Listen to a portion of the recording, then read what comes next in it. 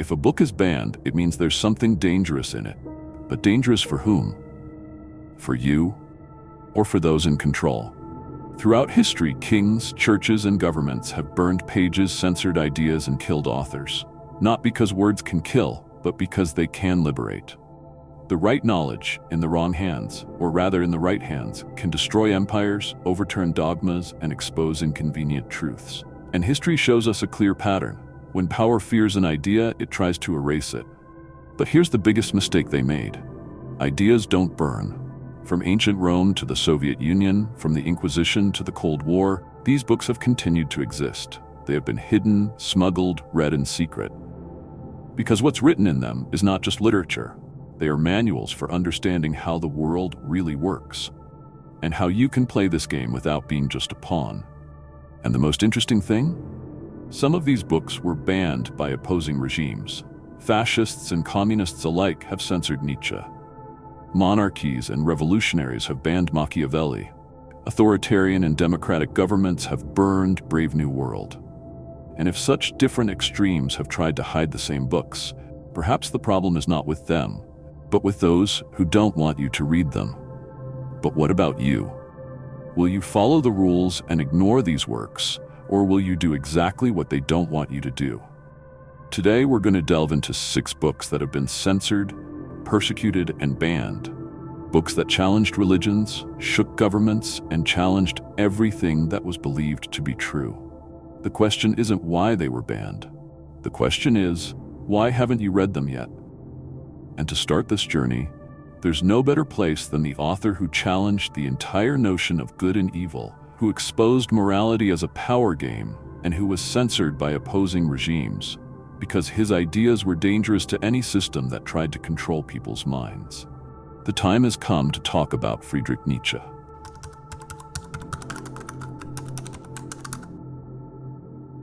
Nietzsche was never a thinker who offered comfort.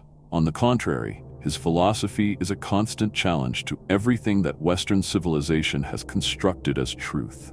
Beyond Good and Evil and the Genealogy of Morals, not only question traditional morality, but also reveal its hidden origins, submission and resentment. That is why his ideas were censored in regimes that claimed to be opposites, but that had something in common: the fear of individual freedom. The Soviet Union banned his works because they considered them a threat to the socialist ideal, while the Nazi regime tried to hijack and distort his concepts to justify the idea of racial superiority. Neither understood his true thought. The German philosopher did not belong to any political ideology, and above all, despised any form of collective indoctrination.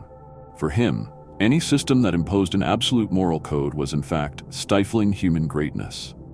His fiercest criticism was directed at Christian morality, which he saw as a morality of the weak, a code constructed by those who could not exercise direct power, so they created an ethic that glorified humility and sacrifice as virtues.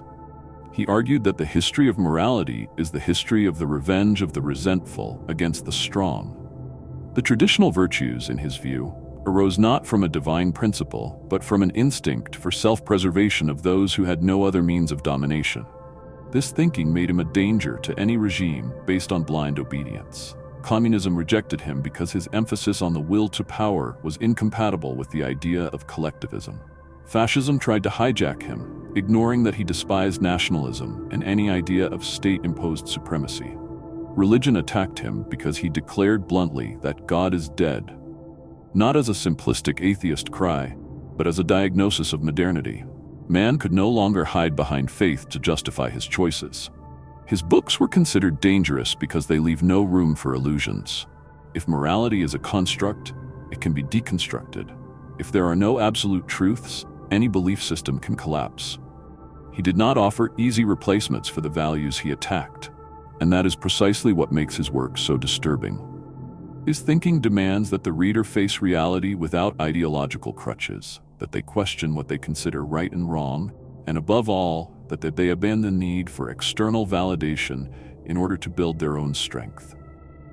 Why read Nietzsche? Because he teaches us to distrust everything we have been taught as immutable truth. His words are not a manual for living, but an invitation to abandon comfortable certainties and explore the unknown. His books are not dangerous because they dictate rules, but because they destroy them all. And if this deconstruction of morality was enough for governments and religions to try to erase his ideas, imagine the impact of a book that questioned not only values, but the very right to govern. The next work on this list attacked not morality, but the legitimacy of kings. Thomas Paine's The Rights of Man did more than get censored. It ignited revolutions.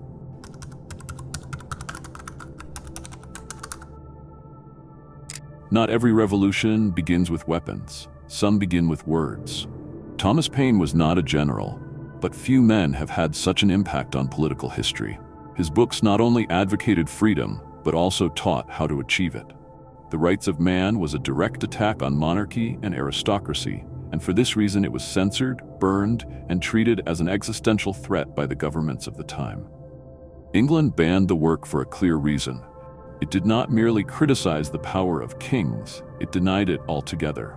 Paine argued that monarchy was a sham sustained by tradition and fear, and that true power should lie in the hands of the people.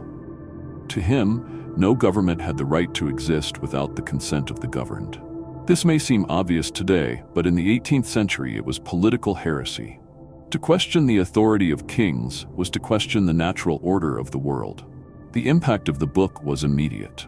Published in 1791 at the height of the French Revolution, it became a symbol of the fight against absolutism. Its author not only supported the revolution, he justified it. He argued that the people had not only the right, but the duty to overthrow oppressive governments.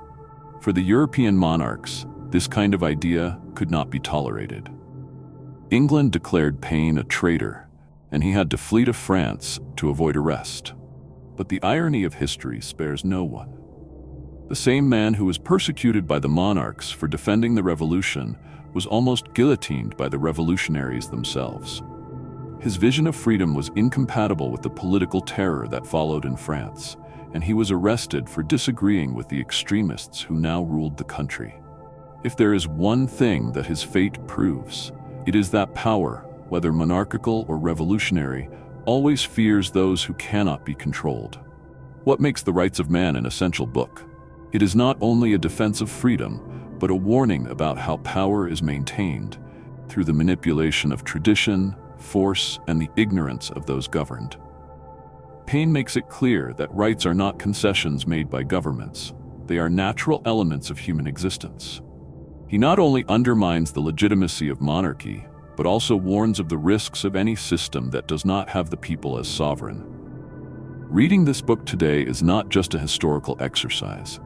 It is a reminder that no authority should be accepted without question. If the book was banned, it is because its teachings are dangerous for any regime that tries to impose its will without justification. And if an 18th century text is still seen as a threat by many governments around the world, perhaps its message is more current than it seems. But if Paine was banned for attacking monarchy, the next author on this list was censored for challenging something even more untouchable, the very idea of censorship. At a time when books were controlled by the state and the church, John Milton wrote a manifesto defending freedom of speech with such brutal clarity that his arguments still resonate centuries later. Now, let's talk about Areopagitica.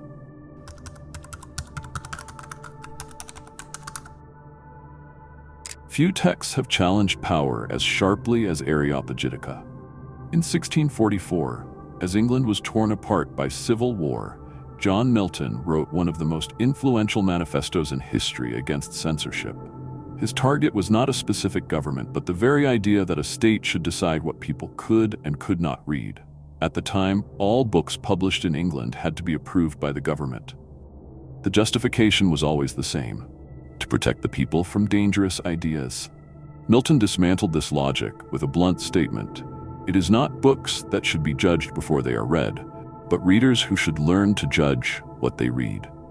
His argument was bold. He was not only defending the right to publish without permission, but also suggesting that truth does not need protection. For him, any idea that needs to be shielded from criticism is not strong enough to survive on its own. This notion made censorship not a mechanism for defending society, but a tool for controlling those who feared free thought.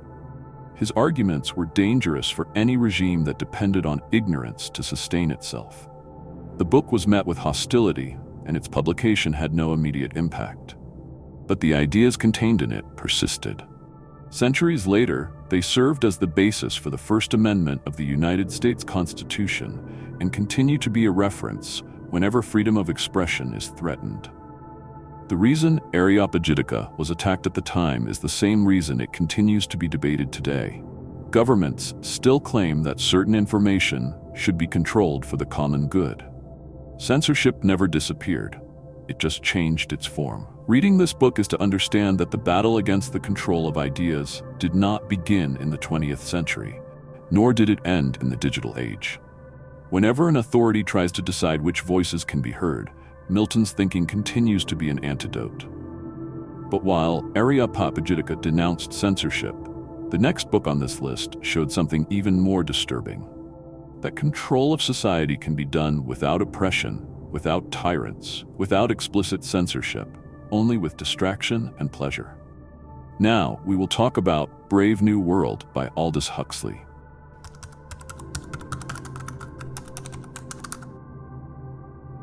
If George Orwell warned us about a future of brutal repression, Aldous Huxley showed us something even more dangerous: a world where people do not need to be monitored because they do not want to resist.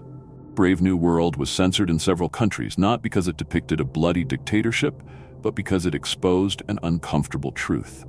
Voluntary servitude is the most efficient form of control. The book describes a society where there is no war, no poverty, and everyone seems happy. But this happiness comes at a price. Critical thinking has been replaced by constant entertainment. Conflict has been eliminated with a perfect drug, soma, and any form of pain or questioning is quickly stifled.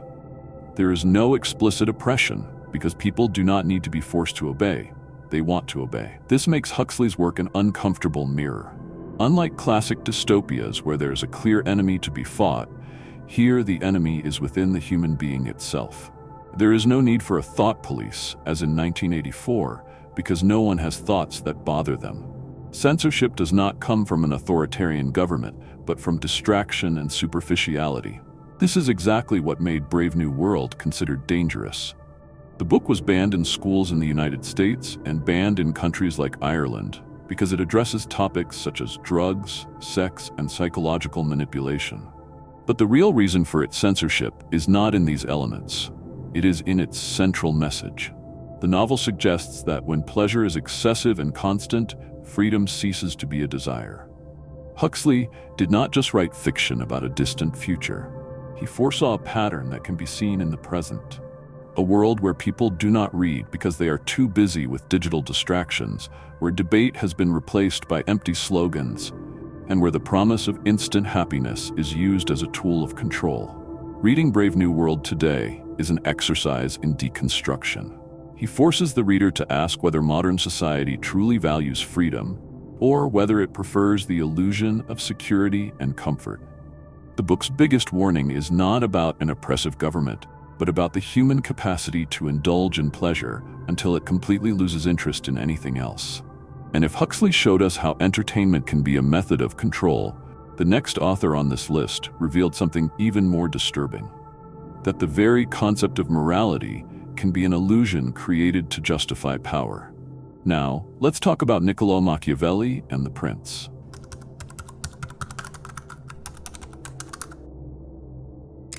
There's a reason why Machiavellian has become synonymous with coldness and manipulation. Few books have been as misunderstood as The Prince. It doesn't teach cruelty or encourage corruption. It simply describes power as it is, not as it should be. And it was precisely this brutal honesty that led to his work being censored, banned, and condemned as a manual of tyranny. Machiavelli wrote The Prince in the 16th century during a period of political chaos in Italy. Unlike traditional philosophical treatises that talked about ideal governments, he did the opposite. He analyzed how leaders actually acted to gain and maintain power. His conclusion was uncomfortable. Successful rulers do not follow conventional morality. They cannot be naive or guided by sentimentality. They need to be strategic, knowing when to act harshly and when to demonstrate virtues just for the sake of appearances. The Catholic Church banned the book, considering it a threat to the moral order. Monarchs and religious leaders condemned him because he exposed the inner workings of power, and few are willing to admit that government is sustained by manipulation. His name has become synonymous with wickedness, but what Machiavelli really did was expose the hypocrisy of the powerful. He did not create a model for cruel leadership. He simply showed that those who pretend to govern with kindness are often the most ruthless behind the scenes. The irony of the censorship of The Prince is that despite its ban, its teachings were widely used. Napoleon studied his work. Dictators and statesmen read it closely. Modern CEOs and strategists apply his lessons. Because in the end, politics is not about morality, it is about survival. But the question remains, why read Machiavelli? Because his book teaches us to identify the mechanisms of power and not to be naive in the face of them. He does not teach us to be immoral, but to understand that in the game of influence, those who believe that kindness alone is enough are often the first to fall. And if Machiavelli taught us how politics works, the next author went even further. He challenged the very basis of religion. Now, we will talk about David Hume and dialogues concerning natural religion.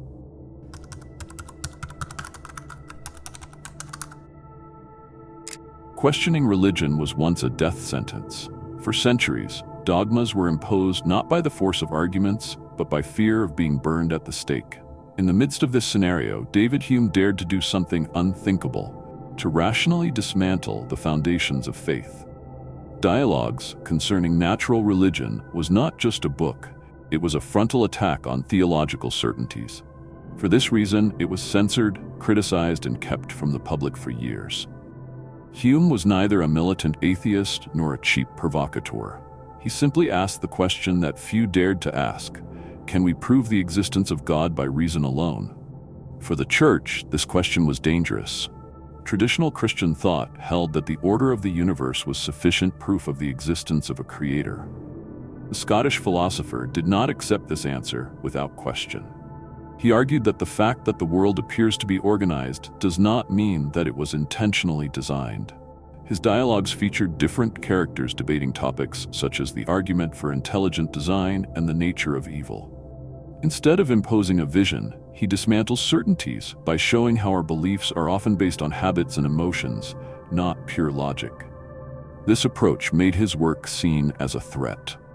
Publication was delayed, and Hume avoided publishing it during his lifetime to avoid direct reprisals. What makes this book essential? It teaches that doubt is not a problem. It is a method. Hume does not ask the reader to reject faith, but to understand that belief, when imposed without question, loses its intellectual value.